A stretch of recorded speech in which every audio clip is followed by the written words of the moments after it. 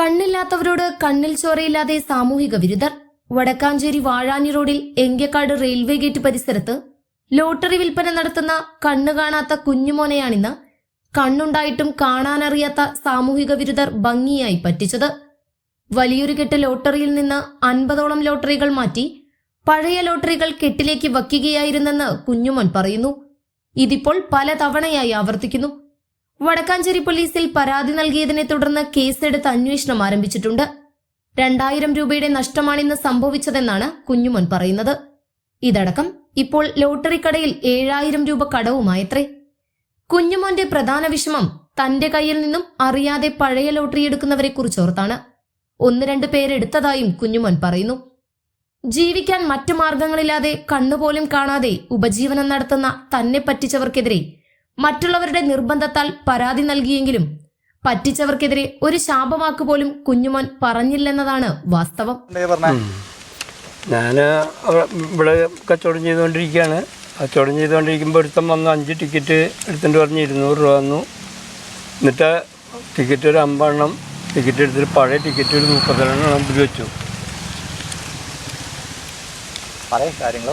അപ്പോൾ ഞാൻ പിന്നീട് ടിക്കറ്റ് 2-3 ഓട്ടോറിക്ഷക്കാരോട് ഇങ്ങനെ ടിക്കറ്റിൻ്റെ വളവ് കണ്ടപ്പോൾ നോക്കിയിട്ട് ഓട്ടോറിക്ഷക്കാരോടൊക്കെ ചോദിച്ചപ്പോൾ അവർ പറഞ്ഞു, കുഴപ്പമില്ല, ഇത് പുതിയ ടിക്കറ്റ്. അത് എന്താ ചെയ്തിട്ടുണ്ടെങ്കിൽ ഉള്ളിൽ പഴയ ടിക്കറ്റ് വെച്ചു, മുകളിലൊരു 10 ടിക്കറ്റ് എടുത്തിട്ട് മുകളിൽ വെച്ചു അറിയാണ്ടിരിക്കാൻ വേണ്ടിയിട്ട്. ഇന്നത്തെ ടിക്കറ്റ് ഇത് കഴിഞ്ഞ ആഴ്ചയിലത്തെ ടിക്കറ്റാണ് ഇതിൽ വെച്ചിരിക്കുന്നത്. ഇടയ്ക്ക് സംഭവിക്കാറുണ്ടോ? ഇടയ്ക്ക് എൻ്റെ 5-10 എണ്ണമായിട്ടും ഒക്കെ പോകാറുണ്ട്. ഒരു പ്രാവശ്യം അതേപോലെ 3000 രൂപ ടിക്കറ്റ് പോയി. നമ്മളിതൊക്കെ ഇപ്പോൾ സ്റ്റേഷനിലൊക്കെ കംപ്ലയിൻറ്റ് ചെയ്തു, അതൊന്നും പിടുത്തം കിട്ടിയില്ല. പിന്നെ ഇപ്പോൾ കുറഞ്ഞത് 50 ടിക്കറ്റ് ഉണ്ടാവും. ഈ 50 ടിക്കറ്റിന് എന്ത് വില വരും? ടിക്കറ്റ് ഇപ്പോൾ നമ്മൾ കടയിൽ നിന്ന് എടുക്കുമ്പോൾ 1700 റുപ്യ വരും. 850 എത്ര കിട്ടും? 2000 കിട്ടും, 300 റുപ്യ കിട്ടും.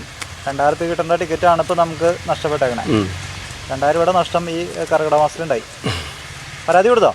പരാതി ഒന്നും കൊടുത്തില്ല. പരാതി ഇപ്പോൾ ഇത് ഇങ്ങനെയുള്ളൂ. പരാതി കൊടുക്കാൻ നമ്മളിപ്പോൾ ഞങ്ങൾ പോകണം. കയ്യിൽ വെച്ച് കറക്കണ സാധനം ഒന്ന് പൊക്കി പിടിച്ച് കാണിച്ചെന്നേ. ഈ സംഭവം പൊക്കി പിടിച്ചാണ്. അങ്ങനെ എന്താ സംഭവം? ഇതാണ് DC. ഇതിൽ പ്രൈസ് വീണ് കഴിഞ്ഞിട്ടുണ്ടെങ്കിൽ അവർ പിടിക്കാൻ പറ്റുമെങ്കിൽ പിടിക്കാം. അപ്പം അതിൻ്റെ DC നമ്പർ വെക്കുന്നു. DC നമ്പർ അല്ലേ? അല്ല, അവർ ഫോൺ നമ്പർ ഉണ്ടാവും. പുറകിൽ നിൽക്കുന്ന ആ ചേച്ചിക്ക് ഇടയ്ക്ക് പറ്റിക്കൽസ് ഉണ്ടാവാറുണ്ട് അല്ലേ? ആർക്കും ഉണ്ടാകാറുണ്ട്. എന്തായാലും നമുക്കൊന്ന് പരാതി കൊടുക്കാം. ഇത് പിടിക്കും, DC പിടിക്കും.